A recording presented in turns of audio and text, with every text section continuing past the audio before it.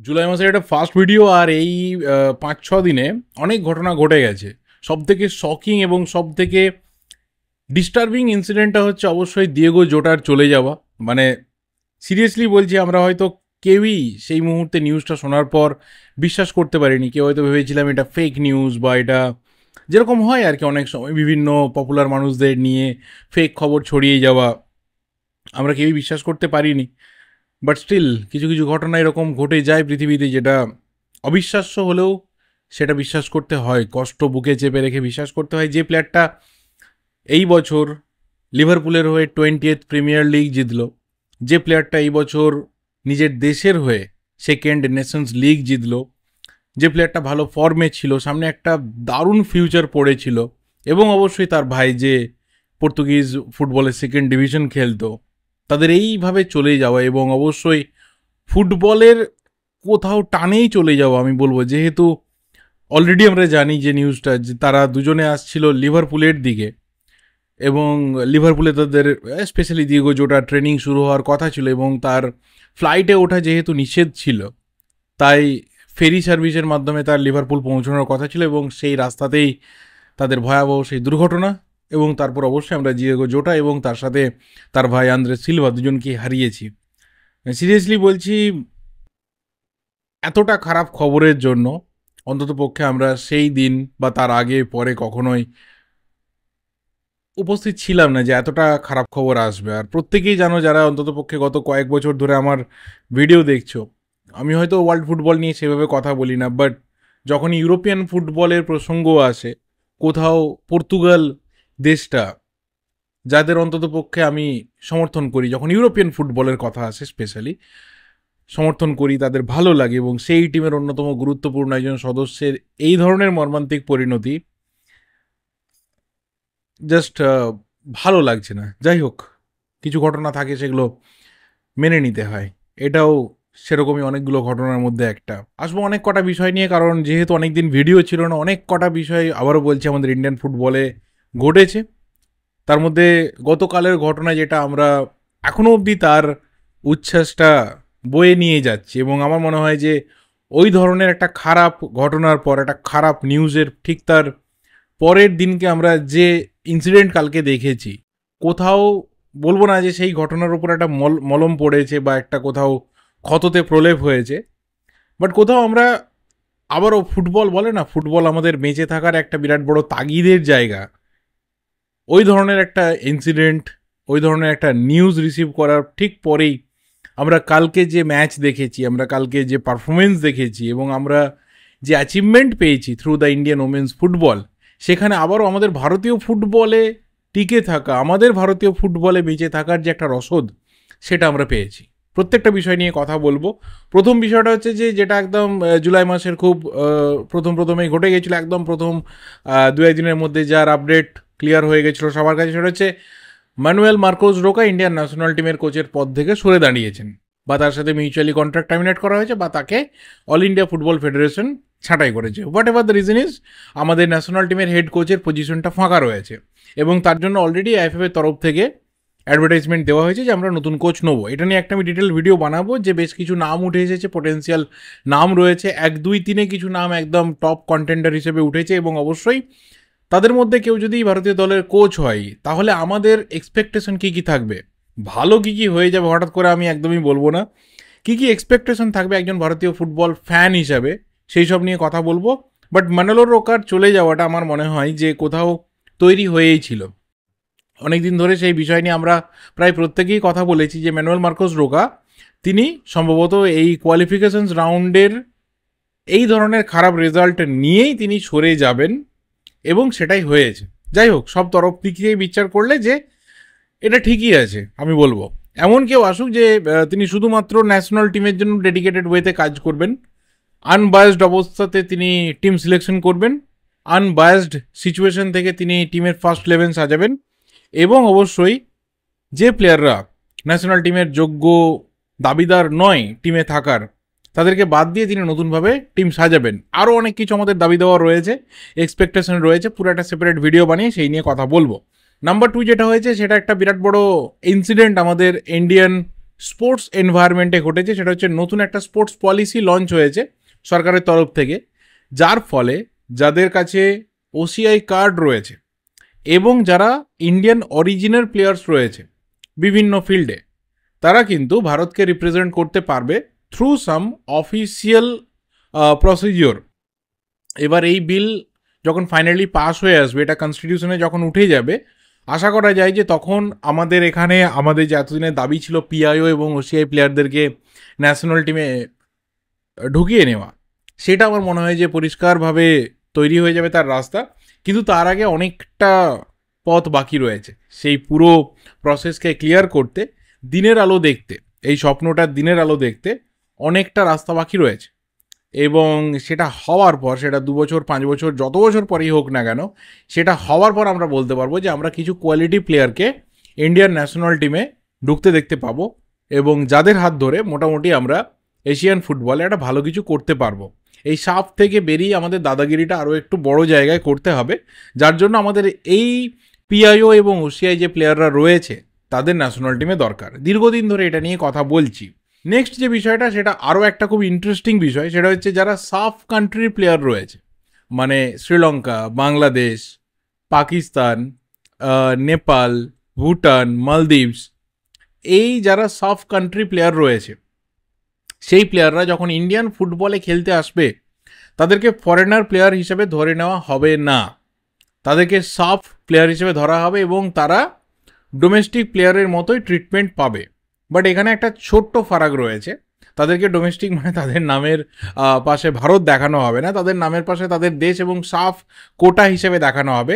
এবং এই সাফ যে কোটাটা, এই কোটাটাকে কিন্তু ফরেনার কোটাতে ফেলা হবে না। মানে এখানে ধরে নেওয়া যাক যে আমাদের আইএসএল টিমে 6 জন করে বিদেশি প্লেয়ারের রেজিস্ট্রেশন রয়েছে, তো 6 জন বিদেশি প্লেয়ারের বাইরেও, মানে সেটা এই সাফ রিজিয়নের বাইরে যে কোনো দেশ থেকে হতে পারে আমরা জানি, সেই 6 জনের বাইরে যদি সাফ নেশন থেকে কোনো ক্লাব 2টো, 3টে, 4টে, 5টা, 10টা যত প্লেয়ারই সই করাক না কেন, যদিও জানি না এত ভালো প্লেয়াররা আছে কি না, খুব কম প্লেয়াররা রয়েছে, শ্রীলঙ্কাতে কিছু রয়েছে, বাংলাদেশে 2-4 জন রয়েছে জানি, বাকি বলতে পারবো না, নেপাল, ভুটান, পাকিস্তান, মালদ্বীপ সেখানে কি অবস্থা, 2-4 জন রয়েছে শ্রীলঙ্কা বাংলাদেশ মিলিয়ে।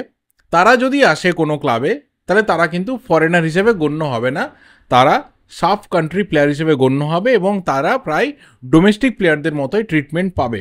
তাদেরকে সেইভাবে রেজিস্ট্রেশন করানো হবে। হ্যাঁ, তাদেরকে ভিসা নিয়ে খেলতে আসতে হবে, সমস্ত কিছুই ঠিক আছে, বাট তাদেরকে ফরেনার কোটাতে ফেলা হবে না, সেই জায়গাটা ক্লিয়ার হয়ে যাচ্ছে। এবং এটা আমার মনে হয় যে যথেষ্ট ভালো একটা ডিসিশন। স্পেশালি আমার মনে হয় যে যে টিমগুলো আই লিগে তারা প্রমোশনের একটা ভালো রাস্তা খুঁজতে চাইবে এবং 6 জন বিদেশির পর আরও 2-1 জন ভালো প্লেয়ারকে ইনক্লুড করতে চাইবে বিদেশ থেকে, এবং তাদের সেই কোয়ালিটি রয়েছে ইন্ডিয়ান ফুটবলে এসে আই লিগে এসে ভালো পারফর্ম করা, তাদের জন্য আমার মনে হয় যে এটা খুব ভালো হবে। নেক্সট যেটা ব্যাপার, সেটা হচ্ছে কালকের ঘটনাটা, অর্থাৎ আমরা থাইল্যান্ডকে হারিয়ে ইন্ডিয়ান ওমেন্স টিম তারা এএফসি এশিয়ান কাপ 2026-এ রিচ করেছে আনবিটেন। এবং অবশ্যই থাইল্যান্ডের মতো টিমকে থাইল্যান্ডের ঘরের মাঠে হারানো নাথিং শর্ট অফ হিরোইক্স। এবং বর্তমান সময়ে দাঁড়িয়ে ইন্ডিয়ান মেন্স ফুটবল টিম যেভাবে বাজে পারফরমেন্স করছে, সেখানে দাঁড়িয়ে বারবার করে সবাই বলছে যে এই ওমেন্স ফুটবল টিমটা হচ্ছে আমাদের কাছে লাস্ট হোপ, লাস্ট একটা অক্সিজেনের রাস্তা আমাদের জন্য, যে আমরা আলটিমেট কিছু ভালো করতে পারি। এবং 23 বছর পর কীভাবে আমরা কোয়ালিফিকেশনস রাউন্ডের মাধ্যমে এএফসি এশিয়ান কাপে রিচ করলাম, এই সব কিছু নিয়ে একটা সেপারেট ভিডিও ডেফিনেটলি হবে। প্রত্যেকটা ম্যাচ সেখানে আমি কভার করব, যে কিভাবে প্রত্যেকটা ম্যাচের আগে চ্যালেঞ্জেস ছিল অবশ্যই কথা বলবো, এবং কিভাবে প্রত্যেকটা প্লেয়ারের performance, one of the top player না থাকার পরেও কিভাবে বাকিরা নিজেদেরকে সব কিছু উজাড় করে দিয়ে পারফরমেন্স করেছে, কারণ আমরা সৌম্যাকে পাইনি। এরকম একটা ইম্পর্টেন্ট ম্যাচের আগে তার নাজাল বোন ফ্র্যাকচার হয়েছে, বাট যেভাবে কালকে সঙ্গীতা বাসফোর খেলেছে, যেভাবে কালকে ওর জোড়া গোল, যেভাবে একটা কোথাও হিরোইক পারফরমেন্স, সবসময় হিরো মানে সেটা পুরুষ তাকে তকমা দেওয়া তা নয়, কোথাও নেশনের জন্য ফাইট করা, কোথাও ফ্ল্যাগটাকে হাই রাখা, কোথাও দেশের জন্য শেষ রক্তবিন্দু দিয়ে লড়াই করে যাওয়া মাঠের মধ্যে, সেটা কালকে আমাদের ওমেন্স টিমের ফুটবলাররা প্রত্যেকে দেখাতে পেরেছে। এবং হয়তো একটা প্রাইজ মানি ওদের জন্য ঘোষণা হয়েছে, যে প্রাইজ মানিটা ন্যাশনাল টিমের প্লেয়ারদের ছিল হংকংকে হারানোর জন্য, সেই একই টাকা এই টোটাল জার্নিটার পর তারা পাচ্ছে, অর্থাৎ $50,000 তারা রিসিভ করছে। বাট এটা তাদের জন্য খুবই কম, হয়তো এর থেকে অনেক বেশি তাদের প্রাপ্য, বাট ঠিক আছে চলো, আমাদের দেশে এটাই অনেক, এটাই হিউজ। এবং এটা এরা পেলে মোটিভেট তো অবশ্যই হবে, এবং তার পাশাপাশি আমরা জানি যে ওমেন্স ফুটবলারদের ফিনান্সিয়াল একটা হিউজ সাপোর্ট লাগে, সেটাও তারা পাবে। হয়তো এর থেকে বেশি আমরা এক্সপেক্ট করেছিলাম, অন্ততপক্ষে $1,00,000 এই পুরো টিম, কোচ, কোচিং স্টাফ, যারা যারা জড়িত রয়েছে প্রত্যেককে সমানভাবে দেওয়া। কারণ দেখো, আজকে আমরা এই যে অ্যাচিভমেন্টটা পেয়েছি, এর জন্য তো শুধুমাত্র একজন প্লেয়ার, একটা গোলকিপার, একটা ক্যাপ্টেন, একজন কোচ, শুধুমাত্র তাদের পার্টিকুলার ইন্ডিভিজুয়াল অবদান নেই, প্রত্যেকের একটা সম্মিলিত অবদান রয়েছে। এবং এই জিনিসটা আমরা মেন্স ন্যাশনাল টিমের মধ্যেও দেখতে চাই, যে টিম হিসেবে খেলা, হাসবো, কাঁদবো, রক্ত ঝরাবো, ঘাম ঝরাবো, সাফল্য আনবো টিমের জন্য, টিম হিসেবে খেলা, সেটা আমরা ওমেন্স ফুটবলের মধ্যে পেয়েছি, ওমেন্স প্লেয়ারদের মধ্যে পেয়েছি। অ্যান্ড ফাইনালি কোথাও তারা 23 বছর পর কোয়ালিফিকেশনসের মাধ্যমে আমাদের এশিয়ান কাপে পৌঁছে দিয়েছে। গতবার আমরা হোস্ট ছিলাম বলে খেলতে পেরেছিলাম, যদিও প্রথম ম্যাচের পর টিমের মধ্যে কোভিড স্ট্রাইক করে, আমরা সবাই জানি, এবং তারপর আমাদের পুরো জার্নি বাতিল হয়ে যায়। প্রথম ম্যাচটা অবধি আমাদের জাস্ট রেজাল্টটা কোনো কাজে দেয় না, এবং সেটা আমাদের জন্য খুব পার্সোনাল লস ছিল যে আমরা টুর্নামেন্টটা হোস্ট করছি, আমরা এত বছর খেলতে পারিনি। 19 বছর পর আমরা এশিয়ান কাপে নেমেছিলাম, হোস্ট হিসেবে নেমেছিলাম, কিন্তু তারপরেও এত বাজে একটা দুর্ঘটনা আমাদের টিমে হয়েছিল। বাট স্টিল 2026 আমরা যাচ্ছি এফসি এশিয়ান কাপ অস্ট্রেলিয়াতে খেলতে, এবং কোথাও এটা আমাদের জন্য একটা বিরাট বড় উচ্ছ্বাসের মঞ্চ। এবং আমার মনে হয় যে এখানে এআইএফএফের কিছু কর্তব্য এবার বাকি রয়েছে। নাম্বার 1, সেটা হচ্ছে এই প্লেয়ারদের ফিজিক্যাল ফিটনেস, মেন্টাল হেলথ এবং অবশ্যই সব রকমের সাপোর্ট তারা যাতে পায়, এবং তার সাথে ফিনান্সিয়াল সাপোর্ট তারা যাতে পায়। ক্লাবগুলোর পাশাপাশি ন্যাশনাল টিমের দায়িত্বকারী সংস্থা হিসেবে এআইএফএফের এগুলো দেখা দরকার রয়েছে, যে 2026 অবধি কোনো প্লেয়ার, যেটা আমরা বারবার শুনি ওমেন্স ফুটবলারদের ক্ষেত্রে, যে তারা কোথাও ডিমোটিভেটেড হয়ে যায়, তারা কোথাও ফিনান্সিয়ালি যখনই উইক হয়ে যায়, যখনই তাদের প্রবলেম হয়, তারা ডিমোটিভেটেড হয়ে যায়। এটা যেন না হয়, এই টিমকে ধরে রাখা টপ প্রায়োরিটি দিয়ে, নাম্বার 1। নাম্বার 2, এদের জন্য টপ মোস্ট যে ট্রেনিংয়ের ফেসিলিটিস রয়েছে সেটাকে অ্যারেঞ্জ করতে হবে। অ্যান্ড নাম্বার 3, শুধুমাত্র ট্রেনিং বা ভালো প্র্যাকটিস করলে হবে না, তার পাশাপাশি ভালো ভালো টিমের এগেনস্টে ফ্রেন্ডলি ম্যাচ, প্র্যাকটিস ম্যাচ খেলতে হবে। সেখানে খুব মানে হালকা পুলকা টিম, একটা সাধারণ টিম, একটা লোকাল কোনো ইন্ডিয়ান ক্লাব, একটা 4th ডিভিশনের ক্লাব অন্য দেশের, এরকম করলে চলবে না। ভালো দেশের সাথে, যাদের সাথে অন্তত একটা ভালো প্র্যাকটিস ম্যাচ পেয়ে আমরা এশিয়ান কাপে ভালোভাবে নামতে পারি। এবং আমাদের কাছে সব থেকে সেরা সুযোগ রয়েছে এইবার পরবর্তী ওয়ার্ল্ড কাপে কোয়ালিফাই করার, সেই রাস্তাটা যাতে তৈরি হয় through the FC Asian cup, সেটা যেন হয়, এটা এআইএফএফের দেখার সময় এসেছে। কী কী চেঞ্জেস আসবে এআইএফএফে, নতুন বডি আসবে কিনা, নতুন কোনো মুখ আসবে কিনা, নতুন কেউ প্রেসিডেন্ট হবে কিনা, উই জাস্ট ডোন্ট কেয়ার। আমরা যেটা কেয়ার করব সেটা হচ্ছে আমাদের প্লেয়াররা যাতে ভালোভাবে ট্রিটমেন্ট পায়, সেই দিকটা দেখা যাক। সেই জায়গাটা AIFF the best possible things আমাদের ওমেন্স প্লেয়ারদেরকে দিতে পারে কিনা। নাও এবার কিছু প্লেয়ার রিলেটেড কথা বলবো, কারণ গত কয়েকদিনে অনেক কটা প্লেয়ারের মুভমেন্ট হয়েছে। খুব বেশি প্লেয়ারকে নিয়ে আলোচনা করে আজকের ভিডিওতে লাভ নেই। নাম্বার 1, সেটা হচ্ছে কিয়ার নাসিরি। লং টাইম ধরে তাকে নিয়ে আমরা সবাই কথা বলেছি, মোহনবাগান অ্যানাউন্স করে কয়েকদিন আগে জানিয়ে দিয়েছে যে কিয়ার নাসিরি মোহনবাগানে ব্যাক করেছে। নাম্বার 2 হচ্ছে সৌভিক চক্রবর্তী। অনেকদিন আগে থেকেই বলছিলাম যে সৌভিকদা থাকবে, এবং সৌভিকদা ফাইনালি 2027 অবধি ইস্টবেঙ্গলের সাথে কন্ট্রাক্ট এক্সটেন্ড করেছে, এবং সেটা যথেষ্ট ভালো। এখানে শুধুমাত্র তার ফিজিক্যাল যে অ্যাপিয়ারেন্সটা, তার থেকেও আমার মনে হয় যে ড্রেসিং রুমে তার যে মোটিভেশনাল অ্যাপিয়ারেন্স, সেটা ইস্টবেঙ্গলের জন্য অনেক কাজে লাগবে। দেখো, লং টাইম ক্যাম্পেনার, বহুদিন ধরে ইন্ডিয়ান ফুটবলে ভালোভাবে খেলছে, সাফল্যের সাথে খেলছে। মোহনবাগানে আই লিগ জিতেছে, হায়দ্রাবাদের হয়ে আইএসএল কাপ জিতেছে, ইস্টবেঙ্গলের হয়ে সুপার কাপ জিতেছে। যেখানেই খেলেছে সেখানেই মোটামুটি সাফল্যের ছাপ রাখতে পেরেছে, এবং কোথাও এরকম একজন প্লেয়ার ড্রেসিং রুমে দরকার। যখন তুমি এই সিজনে বেশ কিছু নতুন প্লেয়ারকে ইস্টবেঙ্গল জার্সি পরাতে যাচ্ছ, বেশ কিছু ইয়াং প্লেয়ার তোমার টিমে ইনক্লুড হচ্ছে, তখন এই ধরনের সিনিয়র প্লেয়াররা দরকার, যারা মোটিভেট করতে পারবে ইয়াং জুনিয়র প্লেয়ারদেরকে। এবার দেখা যাক সৌভিক কত বেশি ম্যাক্সিমাম গেম টাইম পাই, এবং ফাইনালি এই সিলেকশন বা এই এক্সটেনশনটা ইস্টবেঙ্গলের জন্য যথেষ্ট ভালো একটা এক্সটেনশন হলো। এই নিয়ে আমাদের কারোর কোনো দ্বিমত থাকার জায়গা নেই। And the last thing is all about the right back of East Bengal, the new right back of East Bengal. দেখো, ভালপুইয়াকে শোনা গিয়েছিল যে ইস্টবেঙ্গল একটা অফার করেছে, কিন্তু মুম্বাই নাকি সেটাকে ডিক্লাইন করে দিয়েছে, যে না, ভালপুইয়াকে কোনোভাবে ছাড়া যাবে না। আমার মনে হয় যে ভালপুইয়া এই মুহূর্তে যে ফর্মে রয়েছে, বা মুম্বাইয়ের যে ডিমান্ডের একদম টপ লিস্টে রয়েছে, সেখান থেকে তাকে বার করে আনাটা কোনো ক্লাবের পক্ষে এত ইজি না। মানে ওর জন্য কোনো কথা হয়তো মুম্বাই শুনবে না। পুরো যেহেতু ডিফেন্স সিস্টেমটাকে ওরা নতুন করে সাজাচ্ছে, এবং মেহতাবেরও বেরিয়ে যাওয়ার একটা চান্স রয়েছে, তো সেই জায়গা থেকে ভালপুইয়া তো নট ফর সেল ছিল। বাট যে প্লেয়ারকে ইস্টবেঙ্গল এই ক্ষেত্রে টার্গেট করে আপাতত অ্যাডভান্স স্টেজ অফ নেগোসিয়েশনে রয়েছে তার সাথে, সেটা হচ্ছে Ashutosh Mehta. Ashutosh Mehta long time Indian football serve করেছে, বহু ক্লাবের হয়ে তার খেলার অভিজ্ঞতা রয়েছে, and specially under the coaching of Khalid Jamil, তার যে পারফরমেন্স আমরা বিভিন্ন ক্লাবে দেখেছি, সেটা মুম্বাই এফসিতে দেখেছি, সেটা তোমার আইজলে দেখেছি, সেটা আমরা জামশেদপুরে দেখেছি, এর পাশে মোহনবাগানেরও একটা ভালো সময় তার কেটেছে।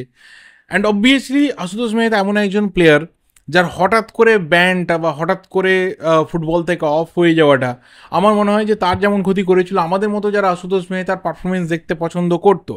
কারণ ইন জেনারেল রাইট ব্যাক পজিশনে আমরা অনেক দিন এই ধরনের একটা ভালো ফিজিক, ভালো হাইট, এই লেভেলের একজন ফুটবলার আমরা অনেক দিন পর দেখেছিলাম, এবং সেটা আমার মনে হয় যে কন্টিনিউয়াসলি দেখলে ভালো লাগতো। মাঝখানে একটু প্রবলেমের জন্য তার ডোপিং টেস্ট এইসব হাবিজাবি ঝামেলার জন্য 2 বছর চলে যায় কেরিয়ারে, বাট স্টিল যেভাবে ও কামব্যাক করেছে, যেভাবে ওর জামশেদপুরের গত সিজনটা কেটেছে, আমার মনে হয় যে ইস্টবেঙ্গলের টার্গেট করাটা সে সময়ের অপেক্ষা ছিল, এবং ইস্টবেঙ্গল উইদাউট এনি ডিলে তাকে টার্গেট করেছিল, অফার ভালো দিয়েছিল, অ্যান্ড অবভিয়াসলি সে অফার যেহেতু অ্যাকসেপ্টেড হয়েছে প্লেয়ারের তরফে, সেই কারণে এই ডিলটা আপাতত নেগোসিয়েশনের স্তরে রয়েছে। অ্যান্ড অবভিয়াসলি জামশেদপুর থেকে তাকে বের করে আনতে ইস্টবেঙ্গলের খুব একটা প্রবলেম হবে না। প্রবলেম যদি হয় তাহলে সেই ক্ষেত্রে একমাত্র হতে পারে খালিদ জামিল। খালিদ জামিল যদি ফাইনালি বলে আশুতোষ মেহতাকে যে ভাই তুমি জামশেদপুরে থাকো, মুভ করো না, আমার মনে হয় যে আশুতোষ মেহতা এখানে ডিসিশন চেঞ্জ করে ফেলতে পারে, সব ধরনের কথাবার্তা বাতিল হতে পারে। কেন এর ব্যাপারটা আপাতত খালিদ জামিল খুব একটা ইন্টারফেয়ার করছে না, আই থিঙ্ক কোথাও খালিদ জামিলের কিন্তু একটা হাই চান্স রয়েছে ন্যাশনাল টিমের কোচ হওয়ার এবং ন্যাশনাল টিমের দায়িত্ব নেওয়ার, এবং সেটা জামশেদপুরের দায়িত্ব ছেড়ে দিয়ে। যদি সেটা হয় তাহলে হয়তো আশুতোষ মেহতাকে সে আটকাবে না, বাট যদি আশুতোষ মেহতাকে আটকাতে হয় তাহলে তাকে জামশেদপুরে থাকতে হবে, মানে সে ন্যাশনাল টিমের দায়িত্ব নেবে না। সেই সিচুয়েশন গেলে হয়তো এই ডিলটা ইস্টবেঙ্গলে ফাইনালি হয়ে যাবে।